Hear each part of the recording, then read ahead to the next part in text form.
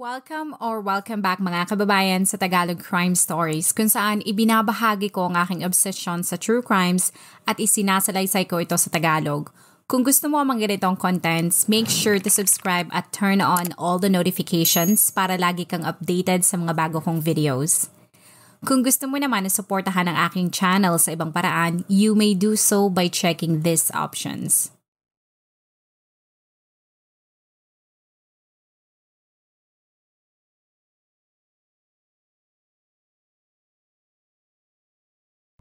Noong 2007, ang pamilyang Scott mula sa Swindon, England ay nalungkot sapagkat ang haligi ng kanilang tahanan ay nagpositibo sa cancer. Sa loob ng ilang buwan ay ilang beses silang nagpabalik-balik sa ospital sa pagbabakasakali na mabigyan ng solusyon ang sakit nito. Ngunit ang kanilang pag-asa ay nawasak dahil sa halip na mamatay ang mga cancer cells ay mas dumami at lumaki pa ang mga ito. Sa desperado nilang pagtatangka na matulungan o makahanap ng ibang pamamaraan para mawala ang cancer, ang nooy 36 na taong gulang nitong anak na si David ay napadpad sa internet. Sa interview dito ay binahagi niya na habang abala sa pagre-research, isang website ang biglang nag-pop up. At bago magtapos ang araw na yon, sa halip na makahanap ng solusyon sa cancer, si David ay nagkaroon ng bagong inspirasyon sa buhay. Ayon sa ulat, si David ay merong simpleng pamumuhay sa England. Ito ay nagtatrabaho bilang machine operator nang makilala nito si Cynthia Reyes na born and raised sa Pilipinas. Ang Pinay ay single at nagtatrabaho bilang receptionist sa Abu Dhabi. His camera pop up and he's waving and then he's saying hi. He was like doing like that. I said, alright, why not try and talk to him? Bagamat abala sila sa kanilang mga ginagawa at nakafocus si David sa paghahanap pa rin ng solusyon sa sakit ng kanyang ama, ay hindi naman noon napigilan ang lumalago at lumalalim niyang nararamdaman sa Filipina. Kahit sila ay abala sa kanilang mga trabaho at magkaiba ang time zone sa lugar na kanilang tinitirhan, ay lagi nilang sinisigurado na maglalaan sila ng oras para makausap ang isa't isa. Sinabi ni Cynthia na sa pagtagal nilang magkausap ay kahit sa harap ng kamera ay naramdaman at ipinadama sa kanya ni David kung gaano siya ka-espesyal at malakas ang paniniwala niya na ang Briton ay natural na napakabait. Pagkalipas ng ilang buwan ng pag-uusap ay ibinilita ni Cynthia na siya ay babalik sa Pilipinas para magbakasyon. Ngunit babalik din ito sa Abu Dhabi dahil na-renew ang kontrata nito. Ang impormasyon na yon ay magandang balita din para kay David dahil gusto nitong makita ng personal ang babaeng nagpapatibok ng puso niya. Sa interview ay sinabi ng dayuhan na kapag pinalagpas niya ang pagkakataon na yon ay alam niyang pagsisisihan niya ito habang buhay. Kaya mabilis siya nag-book ng flight patungo sa Maynila. Pero ang desisyon niya na bumiyahe ng libu-libong milya para lamang makita ang isang babae ay tinawanan at hindi sinang-ayunan ng halos lahat ng mga taong nakakilala kay David. Lalo na at nasa isip pa rin ng mga ito na ang mga babaeng mula sa Asia o mula sa mahihirap na bansa tulad ng Pilipinas ay mga gold digger na gagawin ang lahat makaalis lamang sa kahirapan na kanilang kinasasadlakan. Pero kahit ano pang sabihin nila ay walang nakapigil sa nararamdaman ni David dahil naniniwala siya na ibang-iba si Cynthia. Sa interview na ito kay David ay binahagi niya na noong nakita niya ang Filipina ng personal ay mas lalong nahulog ang kanyang loob sapagkat napakaganda ng Filipina sa kanyang paningin. I spotted Cynthia and saw she's stunning. And I remember saying to her, the camera don't do you justice. You're definitely more beautiful. I was like looking at it like that. It's like my neck's quite hurt. He's here. His intention is really genuine. I can feel that he's man of my life. Sa loob ng ilang linggo nitong pananatili sa Pilipinas ay mas lalong na-in-love si David kay Cynthia. Pati kung paano siya tanggapin ng pamilya nito ay talaga namang nagpasaya sa kanya. Kaya nagkaroon ito ng magandang experience sa kanyang pagbabakasyon. Dahil sa talaga namang nag-enjoy si David sa Pilipinas, ay hindi niya namamalayan na sumapit na pala ang araw kung kailan siya dapat bumalik sa England. Ang dalawa ay bumalik sa long-distance relationship. Ang mga ito ay madalas pa rin mag-usap sa pamamagitan ng video call. Si David ay pinagpatuloy ang kanyang buhay sa UK pero ang plano naman ni Cynthia na bumalik sa Abu Dhabi ay mapupurnada. Noong 2007, mahigit isang buwan pagkalipas nila magkita ni David, ibinahagi nito sa Briton na siya ay nagdadalang tao. Bagamat masaya na siya ay magiging ama, ang kakulangan sa pera, vacation leave, idagdag mo pa ang lumalalang kalagayan ng kanyang ama, si David ay napilitan na manatili sa England hanggang makaipon na ito ng sapat na pera. Habang lumalaki ang tiyan ni Cynthia ay mas nilakahin ito ang perang padala upang masigurado na makakabili ito ng vitamins at makakapunta sa mga doctor's appointment na talaga namang mahalaga sa lumalaking sanggol sa sinapupunan nito. 2 buwan bago ang nakatakdang due date ni Cynthia, si David ay bumalik sa Pilipinas para samahan ang kanyang nobya sa panganak nito. At kahit madadagdagan na sila ay hindi nagbago ang pakitungo ni David. Kaya magugulat na lamang ang lahat nang ang hindi mabilang na mga nakauniporming lalaki na nagpakilalang mga Caloocan pulis ang pumasok sa kanilang tinitirhan at inaresto silang dalawa. Ang mga ito ay kinulong sa maliit, mabaho at maduming presinto. Ang mga tao ay nagulat sa nangyari kaya maraming chismis ang kumalat na maaaring drug lord si David. Pero kalaunan ay nalaman din nila ang katotohanan na ito ay hindi gumagamit o nagtutulak ng droga. At para maintindihan mo ang buong pangyayari ay kailangan nating tingnan ang personal na buhay ni Cynthia bago niya nakilala ang dayuhan ni David. Base sa ulat, bago ito mapadpad sa Abu Dhabi, si Cynthia ay mailalarawan mong isang normal na dalaga. Nang ito ay makatapos ng college, ang kanyang mga magulang ay positibo na ito ang mag-aahon sa kanila sa kahirapan. Pero mawawasak ang kanilang pangarap nang ibahagi nito na siya ay nagdadalang tao. At dahil sa tradisyonal ang kanilang pamilya at merong konserbatibong pananaw sa buhay, ang mga magulang nito ay kinumbinsi ang nobyo ni Cynthia na pakasalan ang kanilang anak sapagkat ang kanilang pamilya ay magiging tampulan ng tukso kung walang kasalan na mangyayari. Ang pangalan ng lalaki ay hindi inalabas sa media, kaya tawagin na lamang natin siyang Kaloy. Si Kaloy ay pumayag sa plano kaya bago pa lumaki ang tiyan nito, isang simple at civil wedding ang nangyari. Ilang taon pagkatapos itong maisilang ang kanilang panganay na anak, ay nagsilang muli si Cynthia ng isa pang sanggol. Sa paningin ng kanyang mga magulang ay naiayos na nila ang buhay ng kanilang anak na babae sapagkat ito ay pamilyadong tao na. Ngunit ang hindi nila alam, si Cynthia pala ay ginagawang punching bag ng kanyang asawa na kahit sa harap ng mga anak nito ay hindi ito nagpapapigil na saktan si Cynthia. May isang beses pa nga na sa tindi ng kanilang away ay pinalayas ito ni Kaloy sa kanilang bahay. Kalaunan ay nakuha niya ang custody ng kanyang mga anak. Ngunit kahit masaya siya na kasama niya mga ito, sinampal naman siya ng realidad na kung mahirap na magpalaki at itaguyod ng mga ito kung siya ay may katulong sa buhay, ay mas mahirap pa pala ang kanyang pasanin kung siya ay mag-isa lamang. Kaya kahit hindi niya gusto, ang tanging paraan na naisip niya ay mga ibang bansa. Tuluyan na niyang iniwan ang kanyang mapang-abusong asawa at pinag-igi niya ang kanyang pagtatrabaho upang masuportahan ang pangangailangan ng dalawa niyang mga anak. Nang makilala niya si David ay 3 taon na rin silang hiwalay ng kanyang asawa pero ang problema, ang hiwalayan nilang ginawa ay katulad lamang din ng ginagawa ng halos karamihan na mag-asawang Filipino sa Pilipinas, ang maghiwalay ng tirahan. Kaya kahit pagbali-balig na rin sa mata ng batas ng bansa, sila ay legal pa rin mag-asawa. Ang kanilang rason kung bakit sila hindi nag-file ng annulment ay sa halip na gastusin ang natitira nilang pera upang maipawalang bisa ang kanilang kasal, ay ibibili na lamang nila yun ng pagkain at iba pang mga bagay. Kaya kahit sila ay married pa sa kanilang marital status, ay hindi yun nakapigil kina Cynthia dahil hindi lang naman sila ang naghihiwalay na hindi nagpa-file ng annulment. Ang sitwasyon ni Cynthia ay hindi niya inilihim kay David. Sa totoo nga ay habang sila ay nagbi-video call, lagi nitong ipinapakita ang larawan ng kanyang mga anak. Ngunit nang makauwi si Cynthia at malaman ni Kaloy na siya ay nakakilala ng foreigner, ay nagalit at nagselos ito. Sa interview kay Cynthia ay binahagi nito na noong September 2007, nang malaman ni Kaloy na siya ay nagdadalang tao ay nagpadala ito ng detective sa clinic kung saan siya nagpapacheck up. Kaya sa takot ni Cynthia ay napatawag siya sa kanyang kaibigan na nagtatrabaho doon.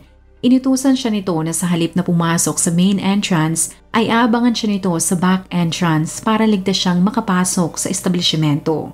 Pagkatapos ng check-up at siya ay nakaalis na sa clinic ay tinawagan siya ng kanyang kaibigan para sabihin na ang detective ay nagtatanong tungkol sa kanyang medical history. Pero dahil sa sensitibo ang mga impormasyon na yun ay walang nakuha ang detective. Sa takot na baka may gawing masama si Kaloy, si David ay sinigurado na hindi ito mawawala sa kanyang paningin. Nang bumalik ang dayuhan sa Pilipinas ay nagsama sila sa iisang bubong. Pero ayon kay Cynthia, sa kadahilanan na sila ay naninirahan sa bansa na karamihan ay puro Katoliko, kahit walang problema ang kanyang mga kamag-anak sa pagsasama nila, Ang ilang mga tao naman, lalo na at kapitbahay ng pamilyang Reyes, ay hindi pa rin maiwasan na magtaas ang kilay sapagkat ang ginagawa nila ay pangangalunya o adultery dahil hindi pa legal na hiwalay si Cynthia kay Kaloy. Hinayaan nila ang mga tsismosa na magkalat at pag-usapan ang kanilang buhay. Ngunit naapektuhan sila sa bigat ng sitwasyon ng isang sulat ang dumating mula sa korte. Sila ay nagulat dahil sa sulat ay nakalagay na silang dalawa ni David ay idinidemanda at sinampahan ni Kaloy ng kasong adultery. Doon ay nakalagay na ang isa sa mga ebidensya na nagpatunay ng kanilang pangangalunya ay ang litrato nila ni David sa social media at ang sanggol na dinadala ni Cynthia sa sinapupunan nito. Mas natakot pa sila dahil ang adultery ay seryosong kaso sa Pilipinas at kung mapatunayang guilty ay maaari silang makulong na hindi bababa sa 6 na taon. Hindi sila makapaniwala sapagkat ano ang karapatan ni Kaloy na magsampa ng kaso dahil ito mismo ay merong kinakasama at nobya. Kalaunan ay nalaman nila na ang motibo pala nito ay hindi pagmamahal kundi kasakiman. Base sa ulat, ang asawa ni Cynthia ay nakakita ng oportunidad na kumita dahil ang tingin nito sa dayuhang tulad ni David ay isang ATM na kayang-kaya nitong kunan ng pera. Pagkalipas ng ilang linggo ay nakatanggap muli si Cynthia ng sulat at nakalagay doon na handang iurong ni Kaloy ang kaso basta magbayad lamang si David ng ₱250,000. Ngunit sa interview ay sinabi ng dayuhan na bagamat ang kulay ng kanyang balat ay puti ay hindi naman siya mayaman. Sa totoo nga ay isang simpleng manggagawa lamang siya na kumikita ng minimum wage sa England. Kaya sa halip na matakot ay hindi nila pinansin ang sulat dahil confident sila na mananawa din si Kaloy sa pangbablackmail. Nang sumapit ang Pasko noong taong 2007, kasama ang pamilyang Reyes, si David ay masayang ipinagdiwang ang okasyon. Ngunit ang kasiyahan ay matatapos nang lusubin sila ng napakaraming mga kapulisan. Kasama ng mga ito si Kaloy na galit na itinuro ang buntis na si Cynthia. Sinabi nito na ang sanggol na dinadala nito ay hindi sa kanya. Pagkatapos maipresenta ng mga pulis ang arrest warrant, sina David ay mabilis na dinala sa presinto. Doon ay nagsigawan ng mga preso at sa kadahilanan na ayaw ng dayuhan na ikulong ang kanyang buntis na nobya kasama ng ibang mga preso sa maliit na kulungan, nakiusap siya na sana ay ikulong sila sa ibang selda. Pero pasimpleng sinabi ng pulis na kung gusto niya ng ibang selda ay kailangan niyang magbigay ng lagay. Kaya mabilis siyang naglabas ng ₱1,000 at pasimple niya itong ibinigay sa pulis. Inilagay silang dalawa sa bakanting selda ngunit sa dayuhan na hindi sanay sa mabaho, madumi at maliit na kulungan, si David ay naawa sa kanyang sarili pero mas lalo siyang naawa kay Cynthia. Pagkalipas ng ilang oras, si David ay inilabas sa selda at kinausap ito ng pulis. Sinabi ng parak na hindi niya kailangang magtiis sa kulungan dahil sa halagang 20,000 ay makakalaya siya at si Cynthia. Pero hindi niya kinagat ang alok, sa halip kinabukasan ay tinawagan niya ang embahada ng UK na mabilis na nagpadala ng abogado. Ngunit ang inaasahan nilang tulong mula sa eksperto ay hindi nangyari. Sa halip na tingnan at pusisiin ang sitwasyon ni David, ang abogado na tila ayaw magtrabaho ng maayos ay sinabi kay Cynthia na malakas ang kaso ni Kaloy laban sa kanilang dalawa sapagkat klaro talagang nilabag nila ang batas ng Pilipinas. Pagkalipas ng 4 na araw ay nakalaya si David sapagkat wala palang bisa ang arrest warrant dahil mali ang pangalan niya sa dokumento. Masaya din sila dahil nakapagpiyansa si Cynthia kaya nagkaroon ito ng panandili ang kalayaan. Sa takot na aarestuhin muli si David pag naitama na ang pangalan nito sa korte, iminungkahi ni Cynthia at ng kanilang bagong abogado na mas makakabuti na bumalik ito sa United Kingdom. Pero ang dayuhan ay ayaw talagang iwan ang kanyang buntis na nobya. Sa takot na sila ay gagawa ng masama ni Kaloy, sina Cynthia ay nagtago sa bahay na kanilang pinsan. Ang lugar na yon ay merong guardhouse kaya kontento sila na hindi sila basta-bastang mahaharas ni numan. Mas naging komportable pa sila dahil ang pinsan ni Cynthia ay ipinakita ang iba't ibang baril na pagmamay-ari nito. Ngunit ang dayuhan na hindi sanay na humawak ng baril o sa karahasan ay napagtanto na ang Pilipinas na noong una ay paraiso sa paningin niya ay isang delikadong lugar din pala. Sa interview ay binahagi ni David na sa loob ng ilang linggo ay nanatili lamang sila sa loob ng bahay dahil natatakot sila para sa kanilang seguridad. Pagkalipas ng ilang linggo, sina Cynthia ay dumalo sa hearing. Ngunit habang sila ay papauwi, napansin nilang sila ay sinusundan ng isang itim na sasakyan at ang mga sumunod na nangyari ay parang makikita mo lamang sa pelikula. Ang SUV na sinasakyan nila ay pinaputokan ng ilang beses. Natigil lamang ito na ang itim na sasakyan ay bumangga sa isang fruit stand. Ang driver ng SUV ay mabilis na pinatakbo ang kanilang sasakyan at nang makalayo, iminungkahi nito na bumaba silang dalawa at magtago sa kakahuyan. Ginawa nila yan hanggang makalagpas ang itim na sasakyan na humahabol sa kanila. Ang kanilang mabigat na pinagdaanan ang naging daan kung bakit mas lalong napatunayan ni Cynthia na tunay ang pagmamahal sa kanya ni David. Isang linggo pagkatapos pagtangkaan ng kanilang buhay, isinilang nito ang isang malusog na sanggol na babae na pinangalanan nilang Janina. Si David ay mabilis na kumilos para madala niya ito sa UK. Kaya pumunta sila sa embassy upang humingi ng tulong. Ngunit nadismaya siya dahil ang abogado na humarap sa kanya ay ang parehong abogado na nagsabi na wala na silang magagawa. At katulad ng inaasahan ay sinabi nito sa kanila na sa batas ng Pilipinas, si Janina ay anak ni Kaloy at idinagdag pa nito na kahit ang DNA test ay hindi makakatulong sa sitwasyon. Mas lalo pang nagalit si David nang may balitang kumalat na kukunin ni Kaloy ang bata at para makaganti ito sa kanila ni Cynthia ay kung makuha nito ang custody ni Janina ay ilalagay nito ang bata sa bahay ampunan. Nang mga panahon na yon ay wala nang maisip si David na taong maaaring makatulong sa kanila. Kaya sa desperado niyang maalis ang kanyang mag-ina sa bansa, naalala nito ang isang business card na ibinigay sa kanya ng isang reporter. Sila ay nagkita sa isang bar at ibinungkahi nito na kung walang makatulong sa kanila sa Pilipinas, ay dapat silang mga ibang bansa at doon nila tangkain na humanap ng solusyon at mga taong tutulong sa kanila. Ngunit ang problema ay kailangan nilang kunan ng Philippine passport at birth certificate si Janina. Sa takot na baka matunugan ni Kaloy ang kanilang ginagawa, kumapit sina Cynthia sa isang fixer para makuha ang mga dokumentong kailangan nila. Bagamat mahal ang hinihingi nitong halaga ay kahit magkabaon-baon na si David sa utang niya sa credit card ay pikit mata itong nagbayad ng ₱250,000. Nang makuha na nila ang mga dokumento, silang tatlo ay dumiretso sa NAIA. Sa airport ay ginawa nila ang lahat para hindi makatawag ng pansin ng sinuman. Si Cynthia na sobrang kinakabahan ay halos mahimatay sa kabog ng kanyang dibdib nang humarap ito sa immigration officer. Ang IO ay matagal na tinitigan ang passport ni Janina. Pero nakahinga siya nang ibinalik sa kanya ang dokumento at sinabi nito na maaari na siyang makaalis sa window. Ngunit nang si David na ang humarap sa IO ay halos tumigil ang mundo niya dahil umalis ang officer sa kinauupuan nito. Nang mga panahon na yun ay inisip niya na baka sa susunod na bumalik ito ay may kasama na itong mga pulis. Ngunit nawala ang kaba niya nang sinabi nito na kailangan niyang magbayad dahil ang kanyang visa ay expired na pala ng 2 araw. Mabilis itong nagbayad at ang dalawa ay masayang sumakay ng eroplano patungong Thailand. Sina David ay dumiretso sa UK Embassy sa Bangkok at sa kauna-unahang pagkakataon ay bukas palad silang nakatanggap ng tulong.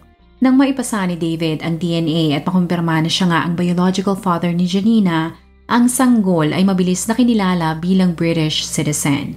Na-release ang birth certificate at kasunod noon ay ang British passport ng sanggol. Noong August 2008, humingi din sila ng tulong sa British Embassy para naman makabiyahe at maisama ni David si Cynthia sa Swindon. Sila ay nag-apply ng visa gamit ang humanitarian ground. Isinumite nila ang lahat ng mga ebidensya na magpapatunay na delikado talaga ang buhay ni Cynthia sa Pilipinas. At pagkalipas ng ilang taon nila ng pananatili sa Thailand, ang visa nito ay naaprubahan din.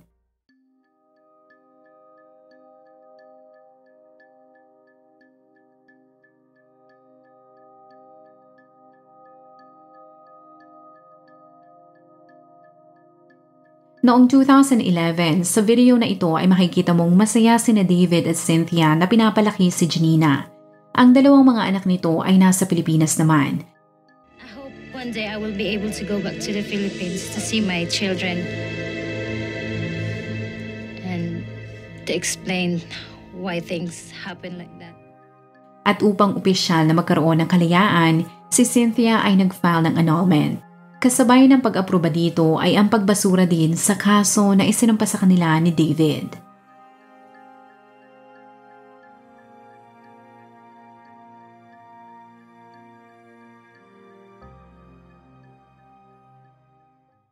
Kung ikaw ay nakinig hanggang sa dulo ng video na ito, maraming salamat sa panonood sa episode na ito. Please consider leaving a comment or i-like ang video na ito. At kung may kaso ka na gusto mong i-cover ko, please let me know. Magandang araw sa'yo, kabayan.